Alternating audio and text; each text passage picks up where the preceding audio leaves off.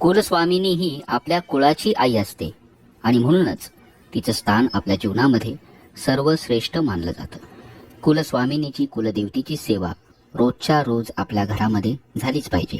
कौटुंबिक भांडणं, अडचणी, अडलेली लग्न कार्य, आपल्या घरामधील बाधा, पिकांची हानी होत असेल, निरनिराळी खोळंबलेली अडलेली कामं असतील, नोकरी व्यवसायातील संकट असतील, संतती विषयक अडचणी असतील, कुलस्वामिनीच्या सेवेनं या सर्व संकटांचं निवारण झाल्याशिवाय राहणार नाही. तिच्या आशीर्वादानं आपली कौटुंबिक प्रगती होते, उत्कर्ष होतो, अपेक्षापूर्ती होते, मनोकामना पूर्ण होतात, ऐश्वर्य प्राप्त होतं. आपल्यापैकी बऱ्याच जणांची कुलस्वामिनी तुळजा भवानी माता आहे. अंबे महिषासुरमर्दिनी दैत्य मारिला तू चरणी, अवघा बोभार हरवणी भक्तां लागी संभाळी. कुलस्वामिनी तुळजा भवानी मातेची सेवा आपल्या घरात रोज कशी करावी, पूजा कशी करावी, कोणते स्तोत्र मंत्र पठण करावेत, ही सर्व माहिती तसंच व्हिडिओच्या शेवटी ही सर्व स्तोत्र मंत्र दिलेले आहेत, जी आपण रोजच्या रोज सोबत पठण करू शकता. तुळजा भवानी माता पराक्रमाची, ऐश्वर्य प्राप्तीची देवी मानली जाते. त्यामुळे ज्यांची कुलस्वामिनी तुळजा भवानी माता नसेल त्यांनी देखील ही सेवा केली तरी सुद्धा त्यांच्या जीवनामध्ये त्यांना कधीच अडचणी येणार नाहीत. त्यांच्या सर्व संकटांचं निवारण होईल, ऐश्वर्य प्राप्ती होईल. प्रथम बघूया कुलदेवतेची रोजची पूजा कशी करायची. आपल्या देवघरामध्ये कुलदेवतेची मूर्ती किंवा टाक अवश्य असावा. त्या प्रतिमेची किंवा टाकाची देवघरात स्थापना करायची. रोजच्या रोज टाकाला आपल्या घरातील जो कर्ता माणूस असतो, जो पूजा करतो, किंवा कुलस्त्री यांनी रोजच्या रोज तामनामध्ये हा टाक घेऊन त्याला शुद्ध पाण्याने स्नान घालायचं.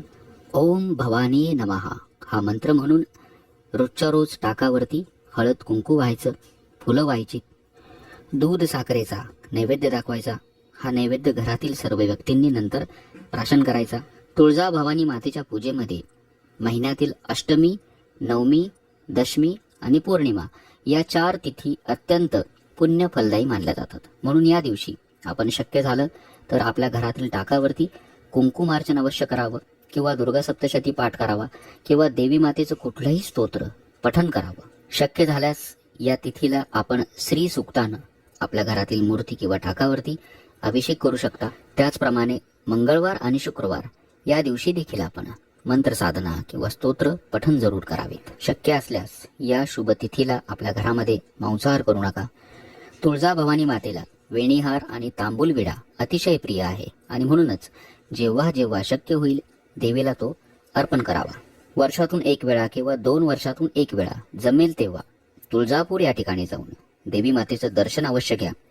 आपल्या देवघरातील टाक सोबत घेऊन जायचा. देवीला नऊवार साडी, 1.25 मीटर खण, हिरव्या बांगड्या, नारळ, हळद कुंकू, फळं, पंचखाद्य, हार, वेणी, तांबूल विडा, दक्षिणा त्या ठिकाणी अर्पण करायची. देवी मातेचा सन्मान करायचा आणि मंदिरामध्ये शक्य होईल तर नवार्णव मंत्र, तुळजा भवानी मातेचा मंत्र जो मी या व्हिडिओमध्ये पुढे आपल्याला सांगणार आहे, या मंत्राचं त्या ठिकाणी पठण करायचं. अशा प्रकारे कुलदेवतेचा मान सन्मान अवश्य करावा. आता आपण तुळजा भवानी मातेची नित्य सेवा करणार आहोत, म्हणजेच रोज म्हणावयाची स्तोत्र आणि मंत्र पठण करणार आहोत. आपण ही स्तोत्र मंत्र सोबत पठण करू शकता. तसंच ज्यांची कुलस्वामिनी तुळजा भवानी माता नसेल ते देखील ही स्तोत्र मंत्र पठण करू शकता.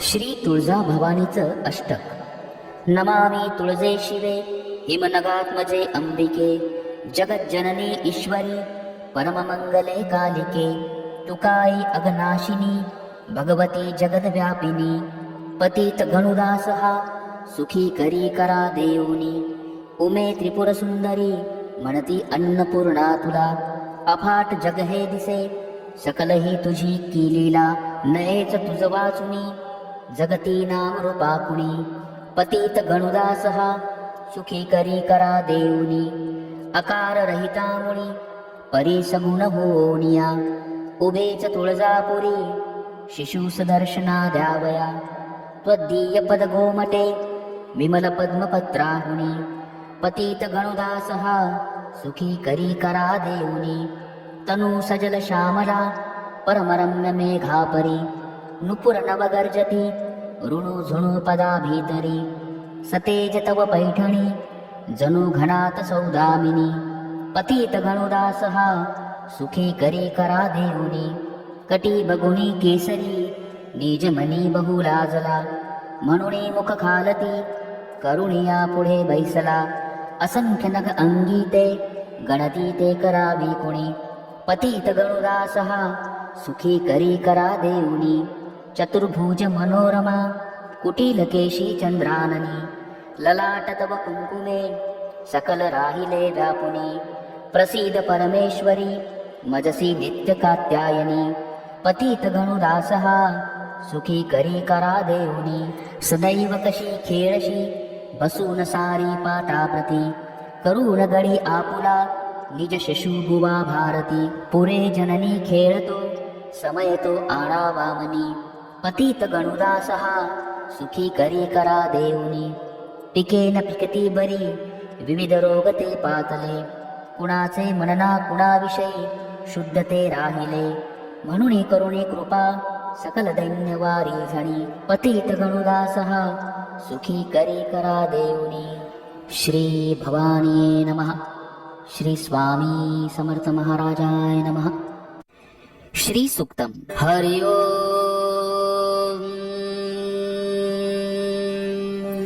हिरण्यवर्णां हरिणीं सुवर्ण रजतश्रजां, चन्द्रां हिरण्मयीं लक्ष्मीं जातवेदो आवह. ताम् आवह जातवेदो लक्ष्मीमनपगामिनीं, यस्यां हिरण्यं विन्देयं गामश्वं पुरुषाणहम्. अश्वपूर्वां रथमध्यां हस्तिनादप्रबोधिनीं, श्रियं देवीमुपभये श्रीर्मा देवी जूषतां. कांसोस्मिता हिरण्यप्राकारां मार्द्रां ज्वलन्तीं तृप्तां तर्पयन्तीं. पद्मे स्थितां पद्मवर्णां तामिहोपभये श्रियम्. चन्द्राप्रभासां यशसा ज्वलन्तीं श्रियं लोके देवजुष्टामुदारां. तां पद्मिनीं शरणं प्रपद्ये, अलक्ष्मीर्मे नश्यतां त्वां ऋणे. आदित्यवर्णे तपसोऽधिजातो वनस्पतिस्तव वृक्षोऽथ बिल्वः. तस्य फलानि तपसा नुदन्तु मायान्तरायाश्च बाह्या अलक्ष्मीः. उपेतु मां देवसखः कीर्तिश्च मणिना सह. प्रादुर्भूतोऽस्मि राष्ट्रेऽस्मिन् कीर्तिं वृद्धिं ददातु मे. क्षुत्पिपासामलां ज्येष्ठाम् अलक्ष्मीं नाशयाम्यहम्. अभूतिं समृद्धिं च सर्वानिर्णुत मे गृहात्. गन्धद्वारां दुरादर्शां नित्यपुष्टां कर्षिणीम्. ईश्वरीं सर्वभूतानां तामिहोपभये श्रियम्. मनसः काममाकुतिं वाचः सत्यमशीमहि. पशूनां रूपमन्नस्य मयि श्रीश्रयतां यशः. कर्दमेन प्रजाभूता मयि सम्भव कर्दम. श्रियं वासय मे कुले मातरं पद्ममालिनीम्. आपः सृजन्तु स्निग्धानि चिक्लितवसमे गृहे. निचदेवीं मातरं श्रियं वासय मे कुले. आर्द्रां पुष्करिणीं पुष्टिं पिङ्गलां पद्ममालिनीं. चन्द्रां हिरण्मयीं लक्ष्मीं जातवेदों आवह. आर्द्रां यः कर्णीं यष्टिं सुवर्णां हेममालिनीं. सूर्यां हिरण्मयीं लक्ष्मीं जातवेदों आवह. ताम् आवह जातवेदो लक्ष्मीमनपगामिनीं. यस्यां हिरण्यं प्रभुतं गाव दास्युष्मान् विन्देयं पुरुषाणहम्. यः शुचिप्रयतो भूत्वा जुह्यादाजमन्वहम्. सूक्तं पञ्चदशर्चञ्च श्रीकामः सततं जपेत्. फलश्रुति. पद्मानने पद्म उरु पद्माक्षि पद्मसम्भवे. तन्मे भजसि पद्माक्षि येन सौख्यं लभाम्यहम्. अश्वदाय गोदाय धनधाय महाधने. धनमे लभतां देवी सर्वकामांश्च देहि मे. पद्मानने पद्मविपद्मपत्रे पद्मप्रिये पद्मदलाताक्षि. विश्वप्रिये विष्णुमनोनुकुले त्वत्पादपद्ममयि सन्निधत्सव. पुत्रं पौत्रं धनं धान्यं हस्त्यश्वादिगवैरथम्. प्रजानां भवसि माता आयुष्मतं करोतु मे. धनम् अग्निर्धनं वायुर्धनं सूर्यो धनं वसुः धनम् इन्द्रो बृहस्पतिर्वरुणं धनम् अस्तु मे वैनतेयं सोमं पिबतु रुद्रः सोमं धनस्य सोमिनो मह्यं ददातु सोमिनः न क्रोधो न च मात्सर्यं न लोभो नाशुभामतिः भवन्ति कृतपुण्यानां भक्तानां श्रीसूक्तं जपेत् सरसीजनीलये सरोजहस्ते धवलतरांशुकगन्धमाल्यशोभे भगवती हरिवल्लभे मनोज्ञे त्रिभुवनभूते करिप्रसीद मह्यमः विष्णुपत्नीं क्षमां देवी माधवीं माधवप्रियां लक्ष्मीप्रियसखीं देवी नमामच्युतवल्लभां महालक्ष्मी च विद्महे विष्णुपत्न्यै च धीमहि तन्नः लक्ष्मीः प्रचोदयात् श्रीवर्चस्वमायुष्यमारोग्यमाविधात् शोभमानं मह्यते धान्यं धनं पशुं बहुपुत्रलाभं शतसंवत्सरं दीर्घमायुः इति श्रीसूक्तम् नवार्णव मंत्र। ॐ ऐं ह्रीं क्लीं चामुण्डाय विच्चे ॐ ऐं ह्रीं क्लीं चामुण्डाय विच्चे ॐ ऐं ह्रीं क्लीं चामुण्डाय विच्चे ॐ ऐं ह्रीं क्लीं चामुण्डाय विच्चे ॐ ऐं ह्रीं क्लीं चामुण्डाय विच्चे ॐ ऐं ह्रीं क्लीं चामुण्डाय विच्चे ॐ ऐं ह्रीं क्लीं चामुण्डाय विच्चे ॐ ऐं ह्रीं क्लीं चामुण्डाय विच्चे ॐ ऐं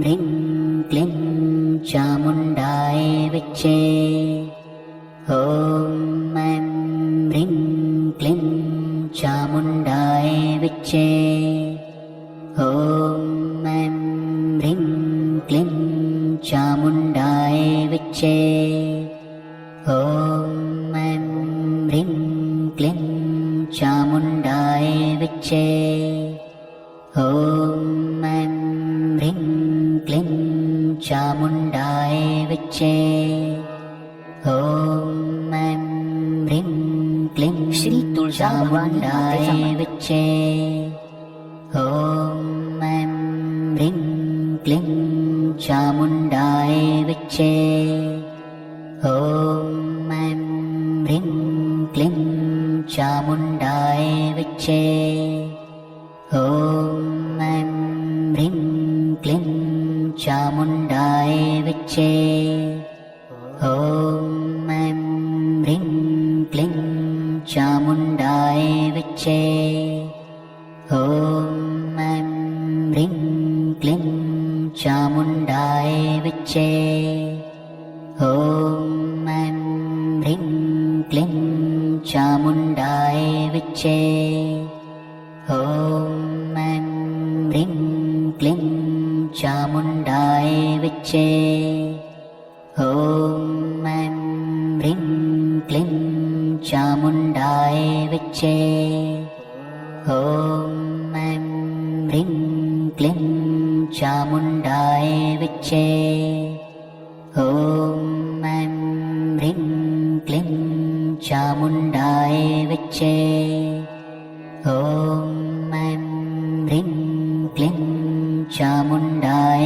विच्चे ॐ ऐं ह्रीं क्लीं चामुण्डाय विच्चे ॐ ऐं ह्रीं क्लीं चामुण्डाय विच्चे ॐ ऐं ह्रीं क्लीं चामुण्डाय विच्चे ॐ ऐं ह्रीं क्लीं चामुण्डाय विच्चे ॐ ऐं ह्रीं क्लीं चामुण्डाय विच्चे ॐ ऐं ह्रीं क्लीं